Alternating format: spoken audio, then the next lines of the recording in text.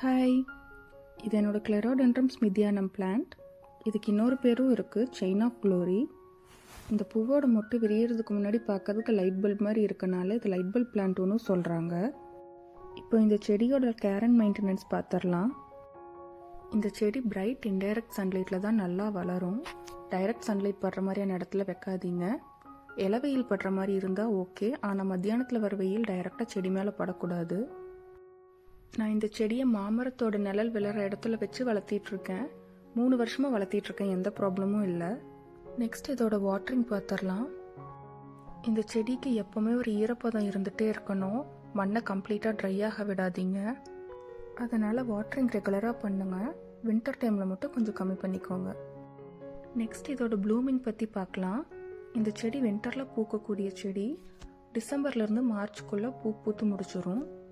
John ஃபெப்ரில் ரொம்ப அதிகமாக பூக்கும். நெக்ஸ்ட் இதோட ஃபெர்டிலைசர் பார்த்துடலாம். ஃபெர்டிலைசர்னு வரும்போது இந்த செடிக்கு அவ்வளோவா தேவைப்படாது. நான் பூக்கிற சீசனுக்கு கொஞ்ச நாள் முன்னாடி 15 days ஒன்ஸ் வீட்லேயே செஞ்ச மேன்யூர் தான் கொடுத்தேன். இந்த செடி நல்லாவே வேர் விட்டு வளரக்கூடிய செடி. நான் நிலத்தில் வச்சுட்டங்காட்டிக்கு எனக்கு பிரச்சனை இல்லை.